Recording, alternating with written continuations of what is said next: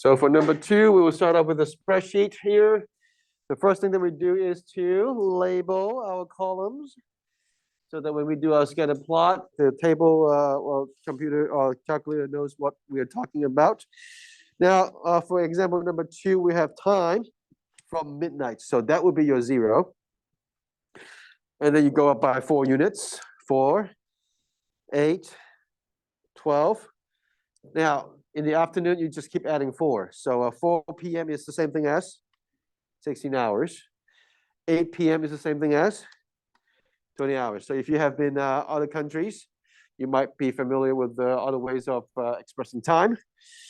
And then you have 85, 91, 93, 96, 95, 90. All right, just make sure that you type in everything correctly. So if you have that, that's nice. What's next is to see the scatter plot. Go home. Click the bar chart icon right here. Same deal. We will add the variable x and the y.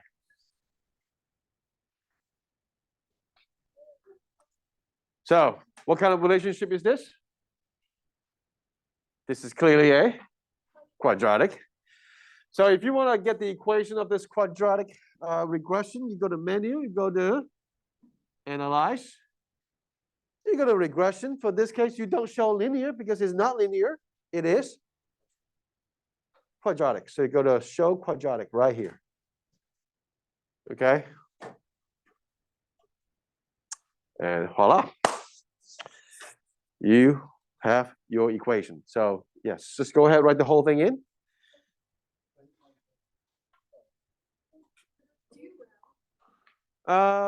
You can round to maybe the third non-zero digit, through the third and the fourth non-zero digit.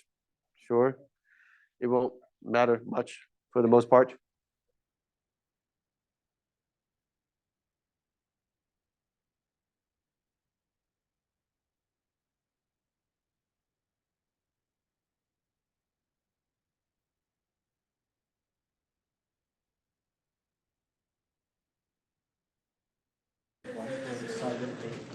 All right, so if you have typed in your equation, if you know your equation, if you wrote down the equation, then we will need to use this equation to do some calculations. So go ahead. We're going to add the graph back to the actual graph. So go back home and add graph. And then let me see what the graph it's like. That would be negative 0.074777 x squared plus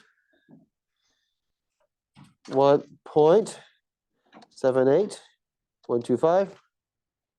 I'll come back later to look for specific calculators. Thank you. X plus 84.8214. All right, so I type the whole thing in, just, I press enter, and I don't see the graph yet again. Why? It's because of the window setting. So we go to window. Let's go with fit, all right? So let's see how that works. Now you can see the y value goes as high as 98.72. That's nice, but the x value only goes up to 10.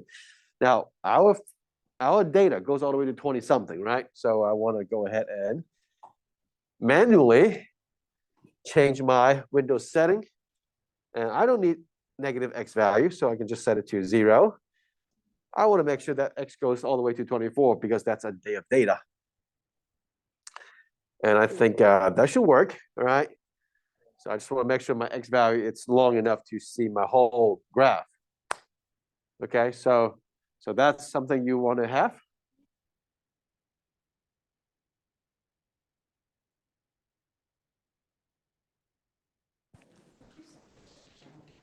So again, my window setting is I changed the x minimum to 0, x max to 24 because I want to see a day's data from 0 to 24.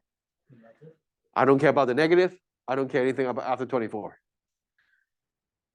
Okay.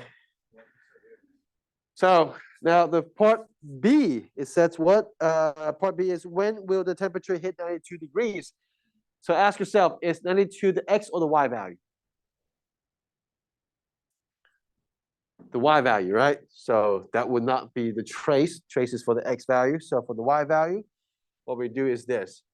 We have to type in another equation. So you type in tab, you click the tab button.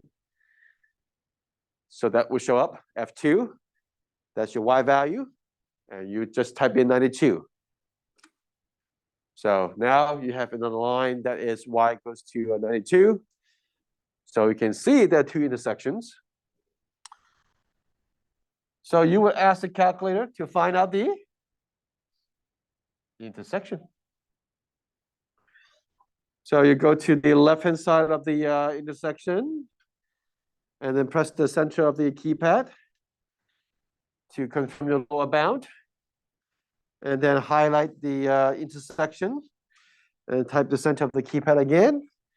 Then you have your intersection right here. That is 5.14, comma 92. Okay, so that means at 5 o'clock, so 0.14 of an hour, the way you look at 0.14 of an hour, if you want to convert that into minutes, so you do 0.14 times 60, there'll be 8.4 minutes. So at 5:08 a.m., at 5:08 a.m., it hits 92 degrees Celsius, Fahrenheit. Okay, so that's one time it hits 92. We want to find out the other time that it hits 92 again. So analyze graph, intersection, and you have the lower bound right here. And then the upper bound right here. So the next time that we see 92 degrees would be 18.7. That will be 6 o'clock and 6 o'clock and 42 minutes. So 6:42 p.m. 6:42 p.m. would be your next time to see 92 degrees Fahrenheit. So that's how you find out the intersection. If you have the y value, you can insert a line and see the intersection. Okay. And then for part C, it says what's the temperature at 10 p.m. So 10 p.m. it's what? Time is equal to?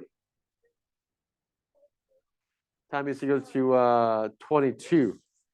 So your x value is 22. So you go to menu, you go to trace, and graph trace. So the pointer is already on the blue graph, which is the parabola that we want. So we just type in 22. We just type 22. And then at the right bottom of the screen, it will say 22 comma 87.8. So 87.8 degrees Fahrenheit will be your what's it called? Your temperature, okay, at 10 p.m.